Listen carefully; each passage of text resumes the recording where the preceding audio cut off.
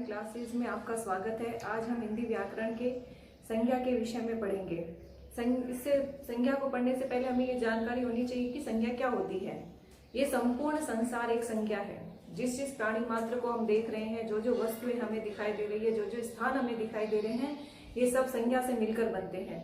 जैसे क्लासरूम को ले लो, क्लासरूम में आपको क्या क्या वस्तुएं दिखाई देती है? कुर्सी, टेबल, मेज, कलम, पेन, ये सारे शब्द संज्ञा होते हैं। अब संज्ञा होता है शब्द वो दो शब्दों से मिलकर बनता है। पहला होता है सम उपसर्ग। सम उपसर्ग में ज्ञा प्रत्यय लगने से ये बनता है संज्ञा। इसका अर्थ होता है सम्यक ज्ञान। सम्यक ज्ञान यानी ठीक तरह से पूरी जानकारी प्राप्त करना।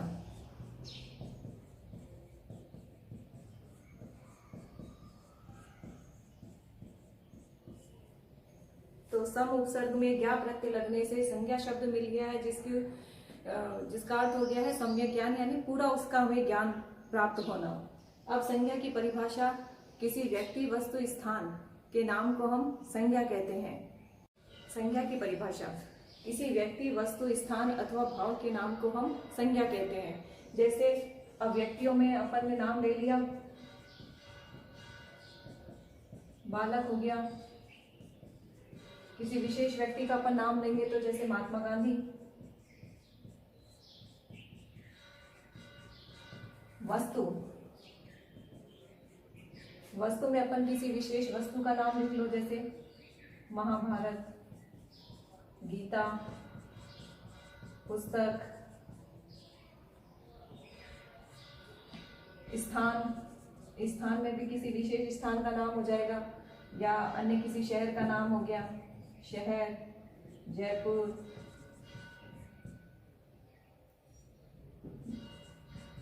भीलवाड़ा, दिल्ली। भाव में जो हमारे मन के अंदर जो भाव उत्पन्न होते हैं तो वो भाव में आ जाएंगे, जैसे अपने घृणा, क्रोध, बुराई आदि। अब संज्ञा के प्रकार। संज्ञा होती है वास्तव में मूल रूप से 3 प्रकार की होती है। पहली संज्ञा होती है व्यक्तिवाचक संज्ञा।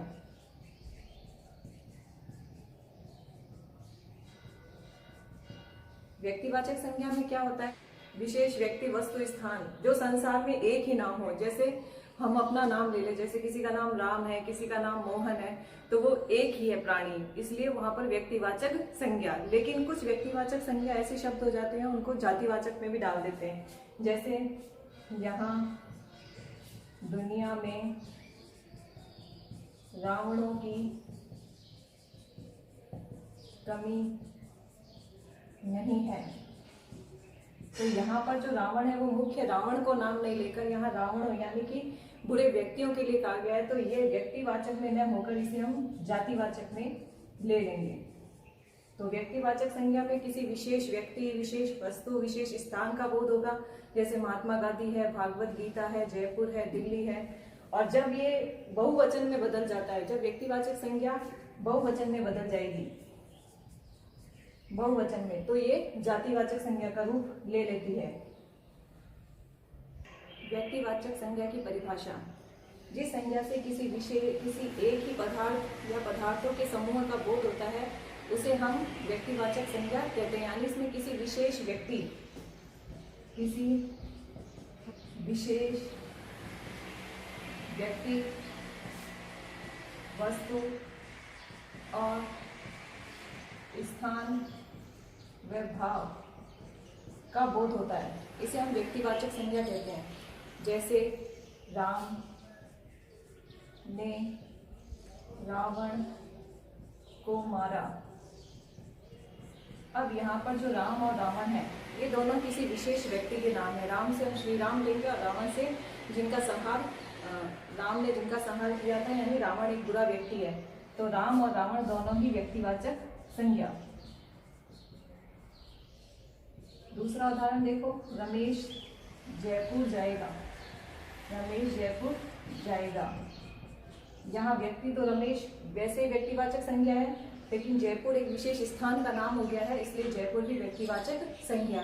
ऐसे ही सप्ताहों के नाम, जैसे रविवार, सोमवार, मंगलवार, बुधवार, ये महीनों के नाम। फलों के नाम, ये सभी व्यक्तिवाचक संज्ञा के अंतर्गत आते हैं। अब दूसरा प्रकार है जातिवाचक संज्ञा। जातिवाचक संज्ञा से किसी व्यक्ति, वस्तु, स्थान की पूरी जाति का बोध होगा, यानी जो पदार्थ है उसकी पूरी जाति के बारे में पता चलेगा। जैसे राम है तो ये राम पुरुष जाति का बोध हो रहा है, तो ये राम तो व्यक्तिवाचक हो गया और पुरुष है वो जातिवाचक संज्ञा हो गई। यानी जातिवाचक संज्ञा में हमें उसके विशेष पूरी जाति का बोध होता है। लेकिन कभी कभी जातिवाचक संज्ञा जब व्यक्तिवाचक में भी बदल जाती है, जैसे महात्मा जी ने भारत को स्वतंत्र कराने में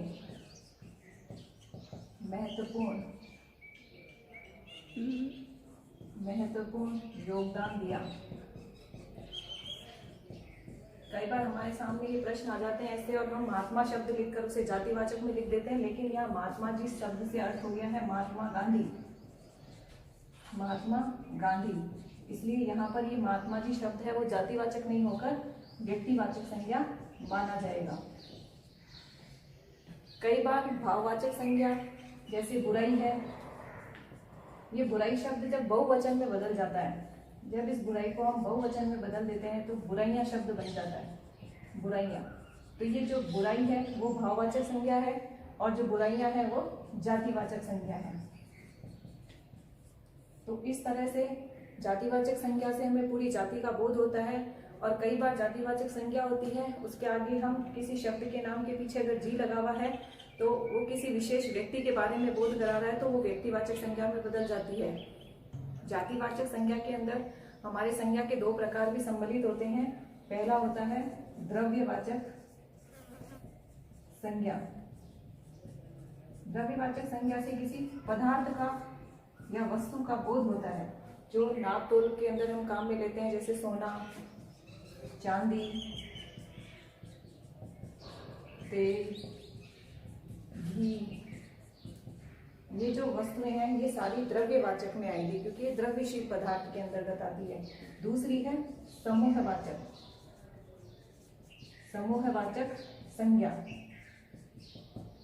समूहवाचक, समूह से ही बोध होता है कि इसमें एक साथ बहुत सारा समूह या दल एक साथ जिसका बोध होगा उसे हम समूहवाचक संज्ञा कहेंगे। जैसे सेना शब्द लिया अपन ने, तो सेना में पूरी सैनिकों का बोध होकर एक सेना बनती है। तो सेना में ये नहीं है कि केवल पर्टिकुलर एक सैनिक है, उसमें बहुत सारे सैनिक हैं, इसलिए वो सेना का रूप ले लिया है।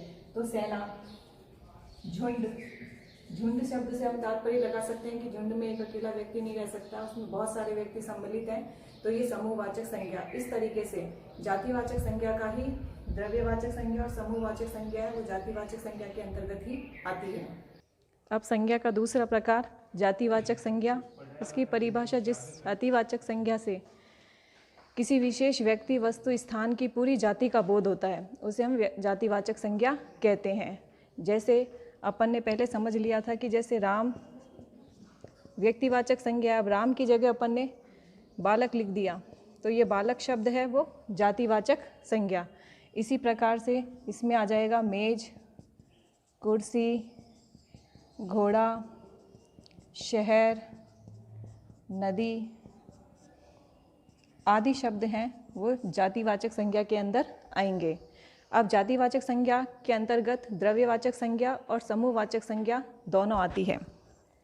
द्रव्यवाचक संज्ञा से उस द्रव्य या पदार्थ का बोध होता है जिसे हम माप या तोल सकते हैं, यानी कि जैसे सोना है, चांदी है, इन घी है, तेल है, इनको हम तोल सकते हैं, माप सकते हैं, इनकी मात्रा का हम पता लगा सकते हैं, लेकिन इन वस्तुओं को हम गिन नहीं सकते। तो यहाँ पर द्रव्यवाचक संज्ञा, जैसे सोना, चांदी, घी, तेल आदि, ये सारी वस्तुएं आएगी द्रव्यवाचक संज्ञा में। समूहवाचक संज्ञा जिन शब्दों से या जिन वस्तुओं से प्राणी या प्राणियों के समूह का बोध होता है उसे हम समूहवाचक संज्ञा कहते हैं। जैसे सभा। अब सभा शब्द से पता चल रहा है अपन को कि जो सभा होती है वो किसी एक अकेले व्यक्ति की नहीं हो सकती है, उसमें अनेक व्यक्तियों का समावेश होता है। सभा हो गया, दल, सेना, झुंड, ये सारे शब्द हैं वो समूहवाचक संज्ञा के। अब संज्ञा का तीसरा प्रकार है भाववाचक संज्ञा। भाववाचक संज्ञा से हमें जिस तरह से विशेषण में गुण, दोष, रंग, रूप का, आकार का पता चलता है, वैसे भाव के द्वारा हमारे मन के जो भाव हैं, विचार हैं, गुण हैं, दशा है, अवस्था है, इसका पता चलता है। तो भाववाचक संज्ञा में गुण के बारे में, दशा के बारे में, इसके बारे में हमें पता चलेगा कि गुण है, दशा है, अवस्था है। अब भाववाचक संज्ञा कुछ तो मूल रूप से ही होती है और कुछ यौगिक रूप में होती है। मूल रूप में जैसे क्रोध है, क्रोध शब्द अपने आप में मूल है। घृणा है, ईर्ष्या है, ये सारे मूल रूप से भाववाचक संज्ञा के शब्द हैं। लेकिन जो यौगिक रूप है, यौगिक में अपन प्रत्यय लगाकर, भाववाचक संज्ञा में हम प्रत्यय लगाकर बनाते हैं। जैसे जातिवाचक संज्ञा है, उसमें हम प्रत्यय लगा के बनाएंगे। जैसे बूढ़ा है, अब बूढ़ा शब्द में अपन प्रत्यय लगाते हैं तो बन जाता है बूढ़ापा। तो ये बूढ़ापा, बूढ़ा जातिवाचक संज्ञा है और बूढ़ापा भाववाचक संज्ञा है। इसी तरह से अपना शब्द सर्वनाम है। अब इसमें अपन प्रत्यय लगाएंगे तो अपनापन, तो ये अपनापन हो जाएगा वो भाववाचक संज्ञा। विशेषण का शब्द का ले लो, जैसे ऊंचा है, विशेषण शब्द है ऊंचा, तो ऊंचा शब्द में अपन प्रत्यय लगाएंगे तो ऊंचाई। बुरा है तो बुराई, बुराई शब्द में विशेषण लगाने, वो प्रत्यय लगाने से अपने बुराई बन गई है। बुरा शब्द में प्रत्यय लगाने से बुराई बनी है, तो बुराई शब्द है हमारी भाववाचक संज्ञा। अब संज्ञा का तीसरा प्रकार है भाववाचक संज्ञा। जिस संज्ञा से हमें किसी वस्तु अथवा पदार्थ में पाए जाने वाले धर्म, गुण, भाव, विचार, स्वभाव, दोष और व्यापार का बोध होता है, उसे हम भाववाचक संज्ञा कहते हैं। जैसे मैं आपको बता चुकी हूँ कि भाववाचक संज्ञा होती है वो जातिवाचक संज्ञा में प्रत्यय लगाने से, जातिवाचक संज्ञा, विशेषण, सर्वनाम, अव्यय आदि शब्दों में प्रत्यय लगाने से बनती है।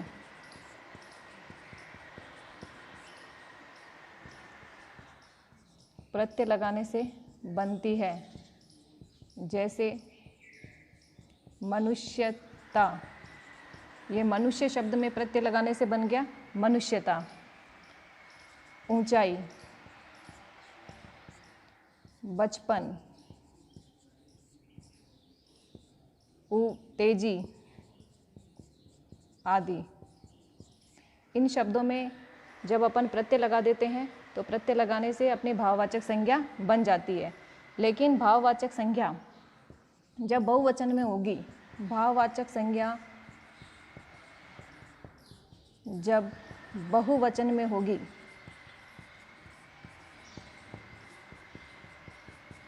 तो हमेशा वह जातिवाचक संज्ञा बन जाएगी। जातिवाचक संज्ञा बन जाएगी। जैसे मैं आपको पहले भी बता चुकी हूँ कि हमारे देश में अनेकों बुराइयां हैं। हमारे देश में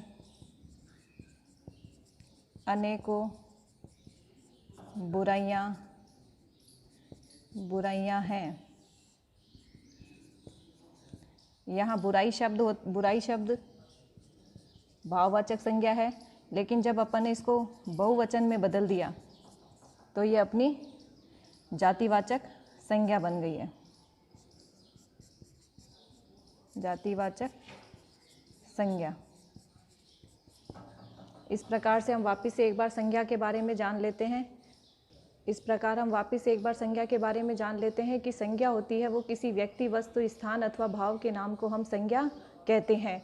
संज्ञा 3 प्रकार की होती है मूल रूप से, व्यक्तिवाचक संज्ञा, जातिवाचक संज्ञा और भाववाचक संज्ञा।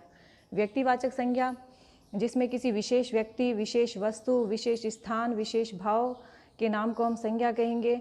जैसे महात्मा गांधी है, पंडित जवाहरलाल नेहरू है।